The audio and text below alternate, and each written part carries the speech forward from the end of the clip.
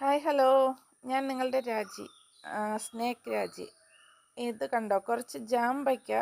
ഞാൻ ഇന്നലെ കാട് വെട്ടണ വർക്കിന് പോയപ്പോൾ ഒരിടത്തൊരു വലിയ ജാമ്പ മരം മുറിച്ചിട്ടിരിക്കുന്നു.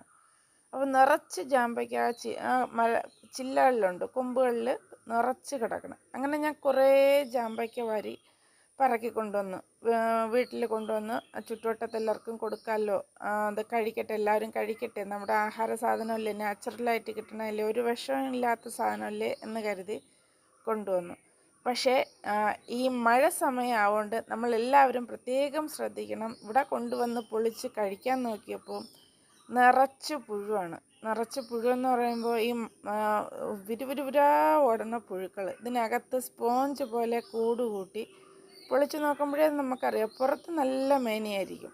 അതുകൊണ്ട് ഈ മഴ സമയങ്ങളിൽ ജാമ്പയ്ക്ക പൊളിച്ച് വിശദമായി നോക്കാതെ, വ്യക്തമായി നോക്കാതെ ആരും കഴിക്കാൻ ശ്രമിക്കരുത്, കഴിക്കരുത്. ഇതിനകത്ത് പുഴുക്കൾ കാണാൻ ചാൻസ് കൂടുതലാണ്. പൊളിച്ച് കാണിച്ചു.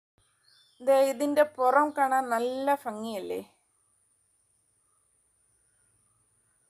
പക്ഷെ ഈ മേനി കണ്ടിട്ട് ആരും ഇതിനെ പൊളിച്ച് നോക്കാതെ എടുത്ത് കഴിക്കരുത് കേട്ടോ.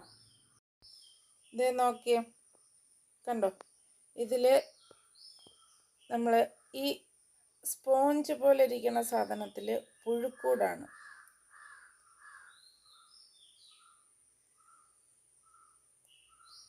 ഇതിനകത്ത് ഇപ്പം പുഴു കാണാനില്ല.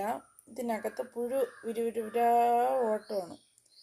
അതുകൊണ്ട് ആരും ശ്രദ്ധിക്കാതെ കഴിക്കരുത്. പ്രത്യേകിച്ച് കുട്ടികൾക്ക്, കൊച്ചു കുട്ടികളോട് പ്രത്യേകം പറയണം.